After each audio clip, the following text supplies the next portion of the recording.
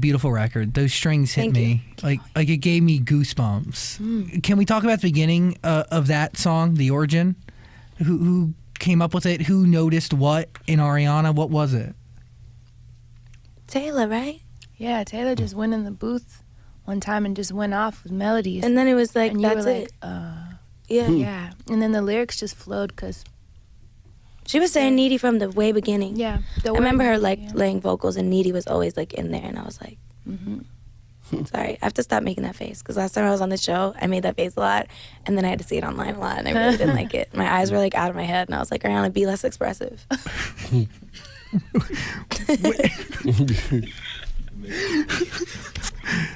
Needy. Is that record about you being needy or the people you're with being needy? Me being needy. Do you feel like, were you able to acknowledge that in yourself? Moments when you were feeling needy? Yeah. Do they bring that up or do you realize it on your own? I think it's just, something that you listen to it and you feel it and it's there and it's, something we all feel sometimes. I'm sorry. No, it's I always get loopy in this room after a certain amount of time because it's really hot in here. This happened last time we did our interview too. We got really loopy halfway through. Sorry, I won't get loopy this time. Well, to be fair, I'm a needy. What do you need today that you didn't? What's different about your needs today than they were before? Well, it's all emotional need. It's all like wanting for healing and love and affection and like feeling, good enough and special enough and wanting to fill that void. It's needy in that way, not like superficial greed. I understand that. Yeah, it's companionship almost, right? Yeah. It's want for love and affection. Everybody feels that.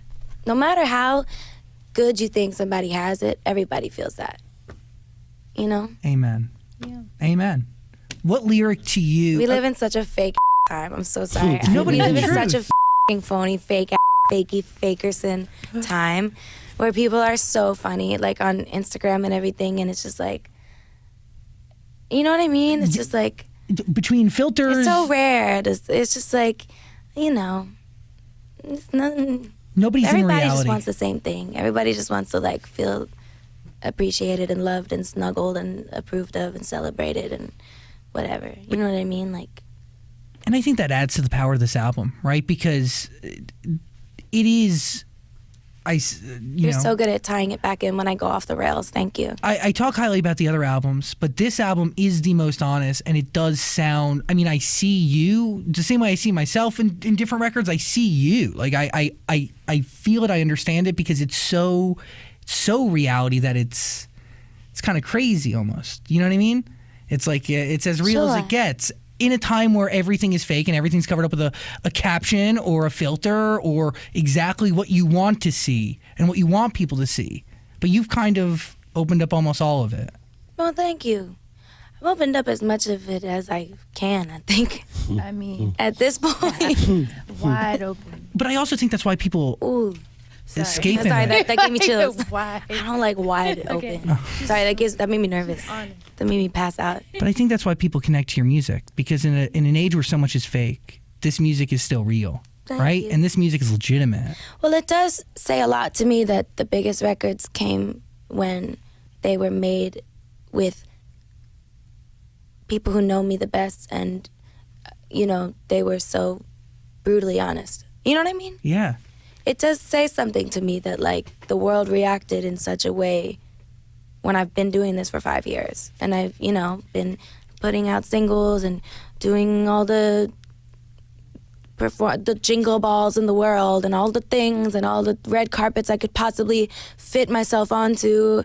And, the first time I met Mikey, I was, like, crying in Tommy's garage because I was so tired from doing promo and, like, all this and now we barely did anything other than just be honest and drop it when we wanted to, and the way it's gone over is a million times more than anything we've ever done before or I've ever done before. So it feels special to me, and it just shows that I should feel, even though it is really scary, more comfortable being, I guess, you, whatever the I am. Yourself. No matter what it is, you're you. And it's authenticity. Sounds great. How'd you know this album was finished? How'd I know it was finished? I don't know. I knew it was finished when we had enough songs, I guess. I was just like, wow, I love all of these so much. This is like an album, I guess. And then I called the same people to the studio that I had just had there a month and a half prior to be like, I'm not going anywhere. I'm not doing anything. Please, blah, blah, blah. Give me some time. And they were so respectful of that and wonderfully supportive of that. And they were like, please take time. I called the same people back like a month and a half later. And they were like,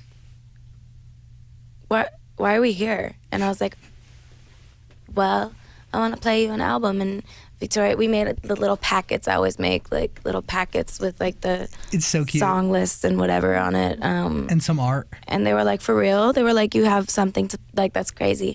And they were all just like, what the is, you're so weird. But okay, we'll put it out. What? Thank You Next treatment wasn't the video, right? Video treatment was in the packet? Or no? I think that we did have it in there. We had the Thank You Next video treatment in the packet.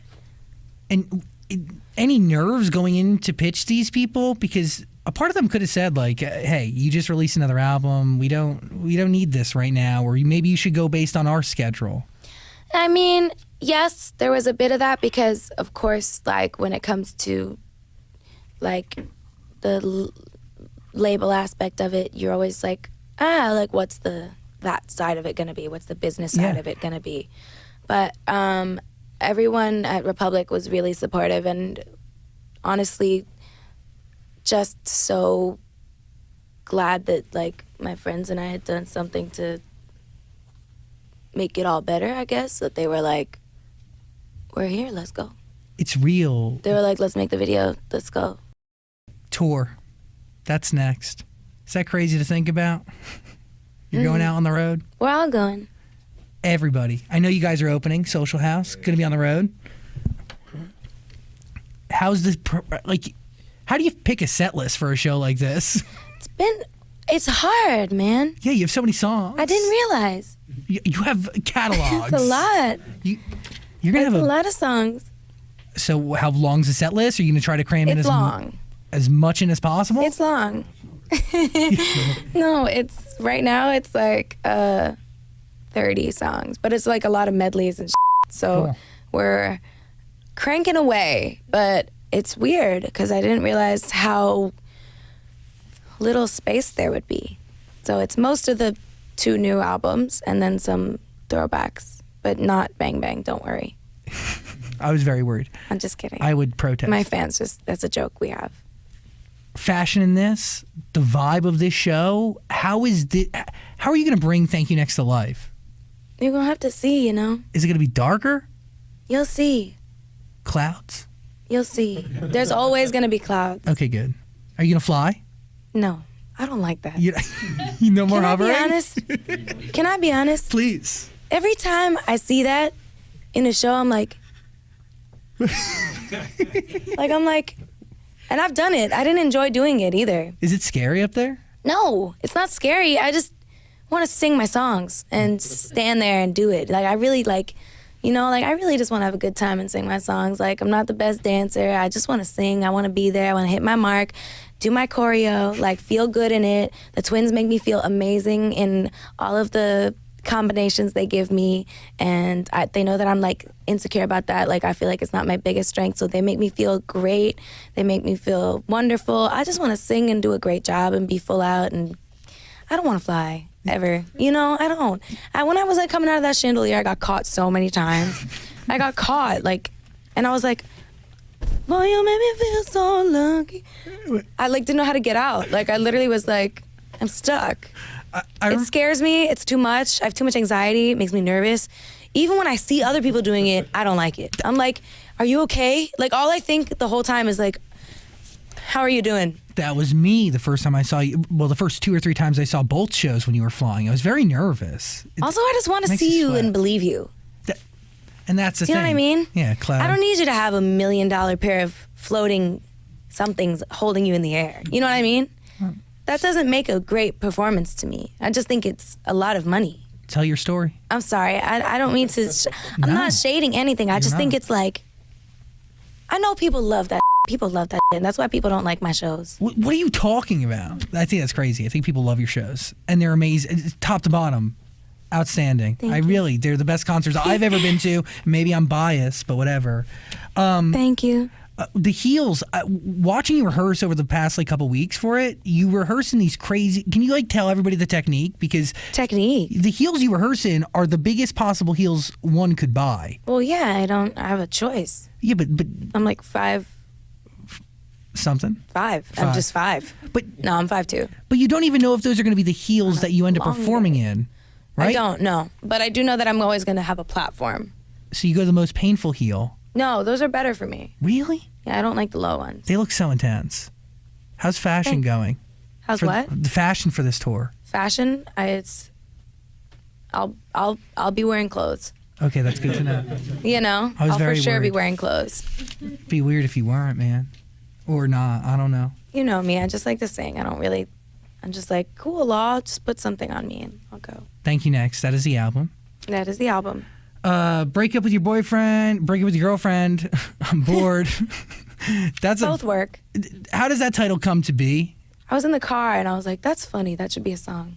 And then I was in the car conveniently on the way to a session. And so we wrote it really quickly. It started just like that. Yeah. I was just like, that'd be a really funny song. I'm sorry. I just want to have fun with music and just make people smile and laugh. You're doing it. Everybody takes everything so seriously. That's not the, you know what I mean? That's not the vibe with. Now, what did you learn from making Thank You Next? What I learned from making Thank You Next? Yeah. I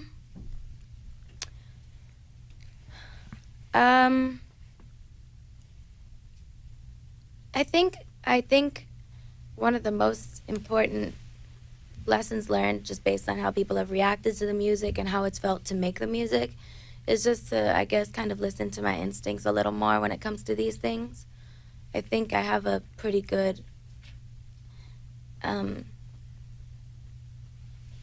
idea of what I want to sound like and say to people. And sometimes I can be persuaded to pick different singles or let other voices get in my head. But, you know, this has been kind of the, catalyst moment for me where I'm like, oh, maybe I should be giving these chances to myself instead of everybody else again and again and again. And that works for personally and also music, my gut in both departments. Trust your gut. Yeah. And that's mutual. It's really nice. It's the right way to be. How do you deal with being under such an intense microscope all the time? It's really wild. Sometimes it takes a really crazy toll on me and I'll be really sad for a couple of days in a row when I read something that makes me feel awful, because I am such an extreme purist when it comes to people. I want everyone to be my friend, and I desperately love and want to hug everyone I encounter. Literally I'm like, wow, I wish everyone would come over for dinner right now and never leave.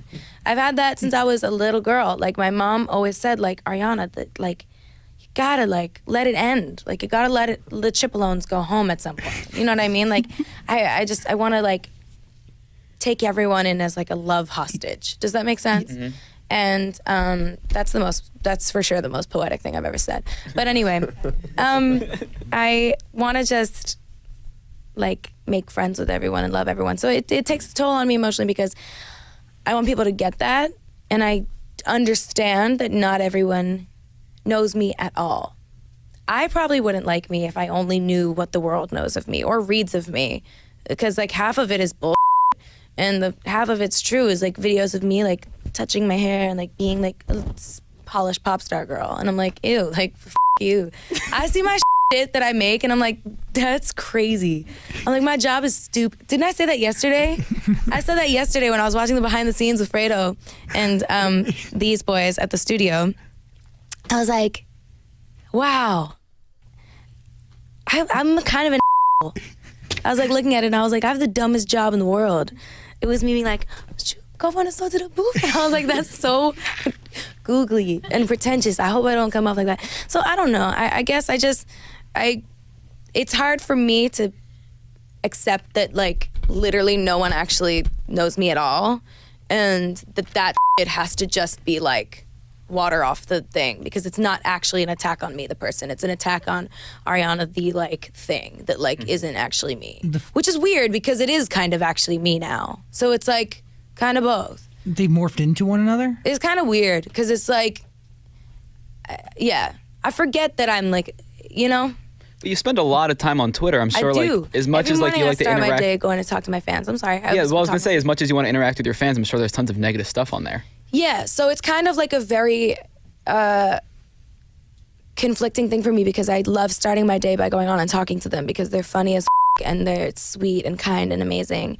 And I'm actually sad they're not here right now because last time we had so much fun, but also like that was like a lot and I don't want to do that to you guys again. We had like a party here. I'm so sorry. I am like surprised that this building is still standing after that night, our sleepover party with my fans. It was the only party I've ever thrown. Yeah, that was the first party. No, but yeah, it's like a tough kind of line to walk because I don't want to let that diminish how beautiful the internet is as well. Like it's trash, but it's beautiful. Mm-hmm.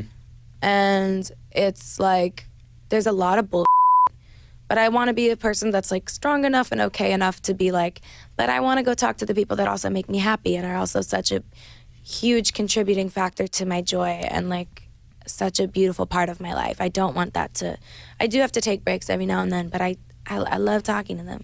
I really do. Like it makes me laugh. It's balance, right? At the end of the day? Mm-hmm. It is balance, but I'm super fragile. I wish I weren't. Like I'm such a Cancer. Like my mom was like, wow. My mom's like, how are you, my daughter? I'm like, Mom. She's like, who the cares? I'm like, Mom, I'm not you. Like, I'm not like tough as nails yet. I'll get there. Will people learn more about you from listening to this album? Probably. What do you want people to learn about you from listening to it? Oh, I don't know. I'm scared. Yeah, I don't know. Now I'm thinking about it, and I'm thinking about how many people are gonna stream it, and I'm like, wow, that's kind of scary. Do you can't just listen and have a good time. Lose yourself, find yourself. Yeah. Dance to it. Yeah, and then one day you'll probably bump into me at a Starbucks or a Whole Foods. Say what up. Be cool. Grab a hug. Don't like startle me. No. But come get a hug. And maybe you'll be a love hostage. Don't like scare me. I'm so easily scared. Right? I feel like 1,000 memories. I scared myself like 5 minutes ago while this was going on. All the success. There's so much going on, right? This camera just scared me. Oh, I'm sorry. I turned around and I didn't know what to expect. How do you seek validation for your art, right? Whether that's through chart success or sales or like, what is it? Sorry, Victoria just made me. What? I just don't think so. She says what she wants, like, and greatly. And that's validating enough. Yeah, it's just for her. Like, if she likes it, I feel like it doesn't matter if, like, the whole world does. It's just, like, she with it and she, like, puts it out, you know? So, do we care about things like... I almost started crying. I love you. I'm sorry. Do you care about things like a Grammy or... Like, I mean, it could be anything. It could be number ones to actual trophies. It's kind of. Oh my God! Hold on. I just cleared my throat. I almost passed out. I'm sorry. I'm sorry, guys. I'm back. Cool. I don't know what that was. I told you, man. I scared myself. I cleared my throat, and I thought someone else's. Was doing it for me. I don't know what happened. Yeah, that's really, that's a scary thought. Think about that. You know that Whole Foods that popped out the chips. And she was trying to say hi to you and she startled you, like one of those moments. When was that? Which time was that? Oh my God, like, I almost passed out. Nah, but she was on, that was crazy. That really scared me with good reason. Yeah. That wasn't me being sensitive. No. That was She insensitive. popped her head out of the chip. I was like, wow. I was looking at the Mary's crackers, and then your face was there yelling at me. It startled me, but she was very nice. Sorry. What was the question? Do I care about things like Grammys or number one? Was that the question? Do we put weight in things like a Grammy or No. the amount of number ones? I really try not to, and I'll tell you why. With all due respect to the Recording Academy, I respect them so greatly, and to Billboard, whom I also respect so greatly, I didn't come into this business being driven towards things like that. Like, I just wanted to sing. All I ever wanted to do was sing and write and perform and dance around and make music. I've loved singing my entire life. Since I was able to talk, I was able to sing. That's all I ever wanted. So I never really gave a I never wanted to do photo shoots. I never wanted to do red carpets. Hate it, hate it, hate it. Literally my pants, hate it. Every picture's ugly. Take me home. I can't be here. I just want to sing. All I want to do is be in a room with the lights off and sing. And that's all I've ever wanted. I'm honored to be acknowledged. I'm honored to have had my first 2 number ones with my friends that are in this room. It's very exciting. It's very exciting when it happens. Yeah. It really is. And I'm not going to pretend like it's not, because it is. And it's wonderful. It's a really great feeling. But I don't like that becoming something that's like of importance, because it's not. It doesn't make me any greater of an artist or lesser of an artist, because all of my favorite albums don't have Grammys. All of my favorite artists didn't have Grammys or number ones for... Actually, I don't think any of my favorite artists have number ones except Madonna. Yeah, I was going to say, how many number ones does Imogen Heap have? None. Yeah. I think the closest she came to it was because Jason Derulo featured Hide and Seek, sampled Hide and Seek, and that's like not even my favorite song of hers. Hide and Seek is one of my favorite songs in the world, but of hers, I love her whole entire discography equally. Number like one, even the songs she wrote for her baby, Scout. Number ones and a Grammy doesn't make a good record or not. It doesn't. I don't think so, because at home as a viewer watching the Grammys, every year I'm always like, what? Literally, every year I'm like, what the f***? I always am rooting for my favorite albums. Yeah. And I know that people at home feel the same way. And I know that when I win a Grammy one day, people at home are going to be like, man, f*** that album and her ponytail. So it's fine. I don't think it makes or breaks anything. I think that there is music that feels good to people, and there's music that doesn't. And I think that it's very nice to be honored by the Recording Academy, but I think that it's something that I don't want to become too important to me, because at the end of the day, my favorite music none of my favorite albums or songs or artists really have Grammys. There's a lot of people who put beyond a lot of weight on the Grammy, and a lot of people I know kind of their career and their music weighs in the balance of if they're going to get a Grammy or not, or if they're going to get nominated or not. I kind of question why you do it then. Who? Who does it? People who feel like they need a Grammy or a nomination to continue. Of course, do you get what I'm saying? it's a Grammy. It's a huge thing. I'm just saying I don't want it to be like the driving force in what I'm creating. I want my driving force in what I'm creating to be how it makes me feel. What is this going to do for my soul? How is this going to make other people feel? And how, when I'm 90, am I going to feel looking back on this? Am I going to wish I had sung that differently? Or that's really like, I don't want to go to begin with. I don't like going to things.